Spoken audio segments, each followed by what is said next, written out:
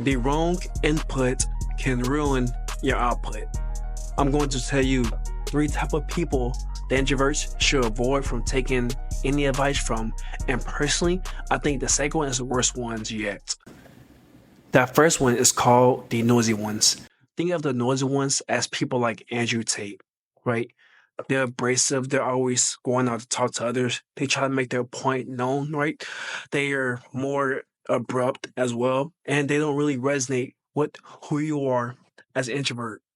Those are the extroverts, the ones who always the life of the party, the one who always go out to talk to others, just taking initiative to do that. The ones who always just take that risk, right? And that's not something that we do as introverts. We don't like to be the ones to kind of go and take the risk. But what we'll do is take the risk to go back home and take a nap, or take a risk and go back home and read a book, or take a risk and go back home and just watch TV, something like that, right? We're not those risk takers. We're not the ones who will go out and go talk to others, right? We're not the ones who will just go out and just meet and do random stuff. That's not who we are, right? But what we do though is we can focus on those one-to-one interactions and get to know people on the individual basis, on a personal level, and try it that way. If you go about doing it that way, focusing on who you can meet individually and trying to communicate with them instead of communicating with the whole crowd, then in the end you will win. Because it's better for you to get across to one person the best way you can than to generally get across to many, right? Well, I'm gonna use this analogy of a class that is a pretty known analogy. So this teacher had his class split in half. One class had to make one clay pot and turn out one clay pot at the end of the semester. And the other half of the class had to make one clay pot every single day and let the teacher see it. And he would critique it and then give them back to him. Right? Now, that group one cannot bring a pot in, but they can ask questions to the teacher. So let's think about it like this. Throughout the days and the months as the semester went on, right? Group one, they just kind of took the same classes, same thing, right? But group two, they had to make a clay pot every single day and let the instructor see it. Now, as the days and weeks went on, that day came up when they had to present their clay pots. Who do you think did the best? Group A, who had to make only but one clay pot and turn that pot in at the end of the semester? Or Group B, who had to make a clay pot every single day and turn the best one in at the end of the semester? Probably will be Group B, because Group B had to refine their process every single day to make it better, right? And that's for us. We try to refine our process by meeting with one person only. And the more you meet with that one person, the more you go to different events and meet with one person only, you can refine your communication patterns to a point where you can work yourself up to a point where if you do communicate to a bigger crowd, then you'll be good because you understand how it feels, right? But don't just go in there. You have to work your way up, right? Don't just hop in there. Unlike extroverts, they can just go up on the stage and just talk. Us as introverts, well, not all extroverts, of course. There's always exceptions, but us as introverts, we have to work our way up to a point where we can talk to crowds. So work our way up and do that.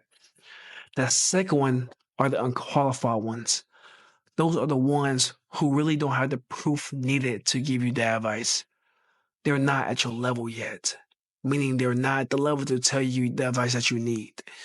They may be younger than you and they don't have enough experience as you in that certain topic or subject to give you the advice that you're looking for. And you honestly don't see yourself living their life and you don't want their life, right? Think of those people as maybe Debbie Downers or Debbie Downers, the ones who always try to pull you down, suck your beliefs away, but they try to give advice under that umbrella that they think they're better than you, which they're actually not. Or think of the YouTube kids, right? The younger teenagers who recently just got on YouTube and want to give advice based on stuff they see others say, based on stuff that they haven't lived yet. Those are the people who I'm referring to, right? I'm not saying it's wrong. Everyone has their reasons for why they do stuff or reason why they listen to stuff. But people like that are the people who you should listen to because they're unqualified to give you advice because they haven't lived that. They haven't lived it.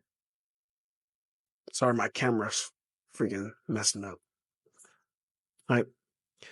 And that last one are the unaligned advice givers, meaning they're the ones who do not have the same standards as you. They do not have the same beliefs. So I just want to take a quick break from the video to tell you about these two things. The Clarity to Control Challenge, which is essentially a 5-day group call where I essentially answer your questions to help you kind of ease your mind. It could be questions from anything from your goals to how you can like clear your mind if you feel stressed out, anything, right? I do those 5 days, answer any questions you may have, and provide my insights based on what I learned over time and from others to help you improve your life. That second one is the execution system for those high achievers or anyone else who think they apply, who feel kind of burnt out because they're tired. They do the right things all the time, but sometimes they still feel directionless. It's like you have the map, but you don't know where to go to. And that's what that system is there for. All you have to do is click the link in the description and give it a try. But back to the video. As you, they do not have the same way of life, right? Those are similar to the noisy ones, the extroverted ones, right? Except for these people, let's say that maybe you're somebody who enjoys biking and they enjoy running. It's a subtle difference, but there's a difference there, right? Their life is different. Both of you love cardio, yes, but it's not something you want to do. Or a better example is if you enjoy running, but they don't really run at all or go to the gym. They just sit inside and make videos and give advice. That is what I mean by way of life. They're unaligned with who you are, right? They're unaligned with the person who you are inside. And so the advice that they give you doesn't resonate with you at all. It's just like them just talking about a whole bunch of nothing, right? But if you do happen to find somebody who aligns with you, hopefully I do align with you, my fellow introvert, or whoever you are behind this camera I'm talking to, then take what I say and use it, right? It's this quote that I got from Alex Amosi. He's a big person I like listening to a lot for advice. And he told this kid that he was going to hire him, but the advice he gave him was to try to find a person at the job that he's working at and try to do 2 times of what they do. Meaning, if they make 100 phone calls, 100 call outreaches, then you make 300 call outreaches. Same thing applies to you.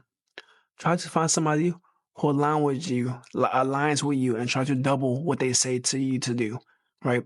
Double their inputs because that's how you get that incremental growth over time. And use the focus inputs methodology to help you grow. What do I mean by focus inputs?